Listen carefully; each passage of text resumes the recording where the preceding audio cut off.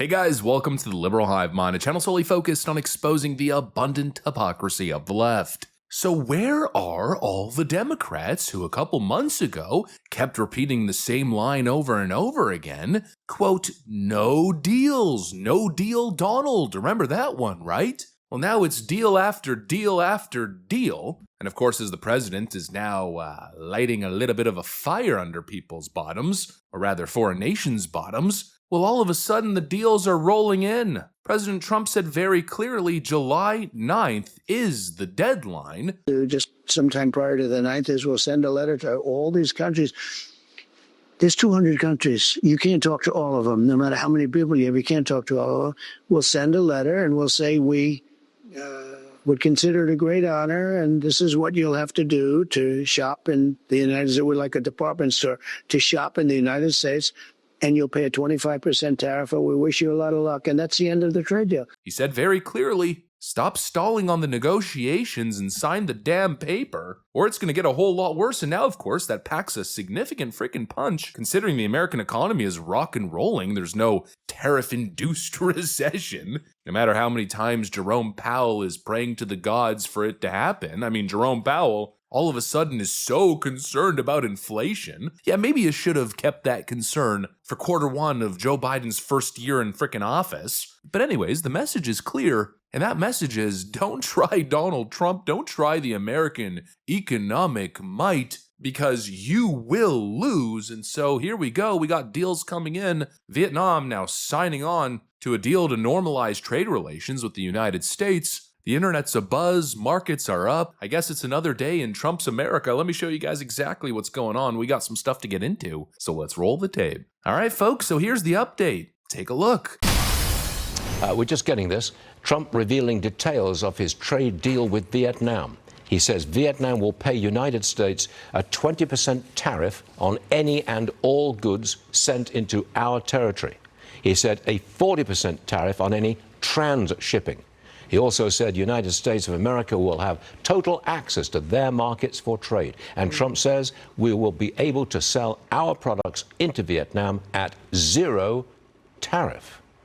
Look at the markets. Maybe the market turnaround has something to do with that news on trade in Vietnam. And of course, here's the post from Donald Trump himself, from the man of the hour. The man of most hours, it seems, frankly. It is my great honor to announce that I have just made a trade deal with the Socialist Republic of Vietnam after speaking to To Lam, the highly respected General Secretary of the Communist Party of Vietnam. It will be a great deal of cooperation between our two countries. The terms are that Vietnam will pay the United States a 20% tariff on any goods sent into our territory and a 40% tariff on any transshipping. In return, Vietnam will do something that they have never done before, and that is give the United States of America total access to their markets for trade. In other words, they will open their markets to the United States, meaning that we will be able to sell our products in Vietnam at a zero tariff. It is my opinion that the SUV, or as it is sometimes referred to, large engine vehicle, which does so well in the United States, will be a wonderful addition to the various product lines within Vietnam. Dealing with General Secretary To Lam, which I did personally, was an absolute pleasure. Thank you for your attention to this matter. Folks, this is freaking huge.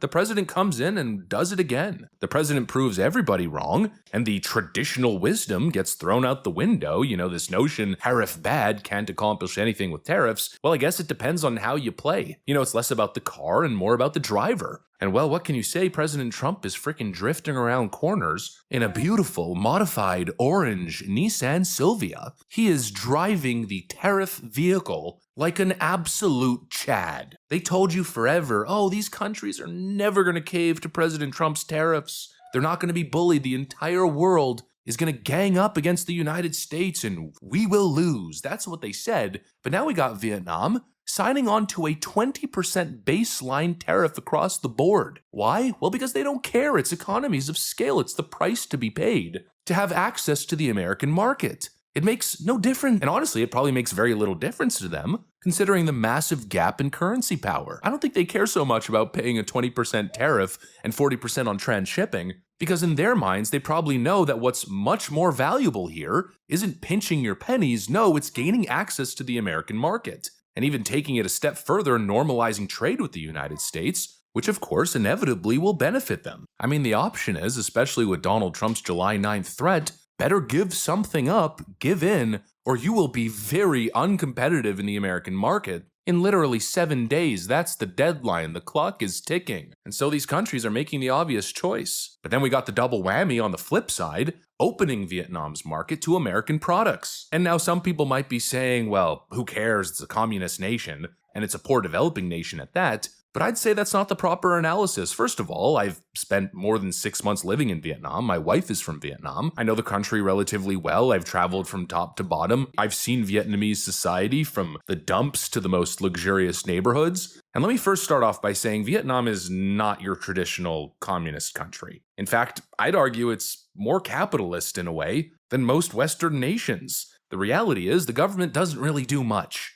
Nobody really pays taxes. The entire society is based on cash. It's all cash transactions. And so it's more like China, where it's communist in name only, but really it's more just an authoritarian regime with a capitalist economic system. And so the way I view it, it's like China's little brother. But in a lot of ways, I'd rather deal with Vietnam than deal with China because, at least Vietnam isn't trying to take over the South China Sea. They don't seem to be gearing up for world war or world domination. And so if anything, it's a better alternative. And now the idea that it's a poor country and it's not worth sending American products to, again, here is somewhere I disagree. Vietnam is one of the fastest growing countries, not just in Asia, but in the world. They regularly post near or even probably over 7% GDP. It's the 33rd largest economy in the world and slowly growing. The simple fact is that Vietnam is an economic success after passing the Doi Moi reforms in the 1990s. And so you've got an emerging economy with 100 million people. That is a big country population-wise. And like every other country in Asia, they are consumers. Vietnam is a poor country in totality, but it doesn't mean that everybody's poor and nobody has any purchasing power. The upper class in Vietnam not only isn't poor, but a good chunk of them are freaking loaded. And these successful people, they love to spend money, just like the Chinese. And that, of course, can be a great thing in terms of an export market. What immediately comes to mind are cars. Vietnam applies these insane importation taxes on foreign vehicles. If ever you talk to people in Vietnam, you'll hear stuff about like $1 million price tag Maybachs. Once everything's said and done, and yet despite this, in District 2, for instance, you'll see tons of Maybachs. Well, now could you imagine if all of a sudden it's a whole lot more affordable to import an American car? I already know in some of the beach towns like Da Nang and Nha Trang, there is huge consumer demand for the Ford Raptor, for instance. You'll see Ford Raptors everywhere, all over the beach. Well, imagine how many more Fords and every other American brand will now start being sold in the country. Well, it makes sense, right? That means more American production, more American jobs. And I think slowly but surely over the next couple of years and decades, those numbers should continue to ramp up and up and up, especially as Vietnam becomes a richer country, as their middle class starts to grow and thrive. In other words, an actually mutually beneficial trade deal. At least that's the way I perceive it. Sure, Vietnam is paying something, but in return they now have a legitimate trade deal with the United States, better standing, better relations, an open line of discussion. And on the flip side, American products can now be exported to Vietnam, which is obviously going to be great for American production and GDP. Again, it's a nation of 100 million people. That's 100 million potential consumers. With varying different purchase power, sure, but even in a small economy, 100 million consumers is massive. But anyways, what else to say? The Democrat media told you Donald Trump would accomplish nothing, but it's one after another. Anyways, that's pretty much what I got for you guys. Thanks for watching, and I'll see you on the next one.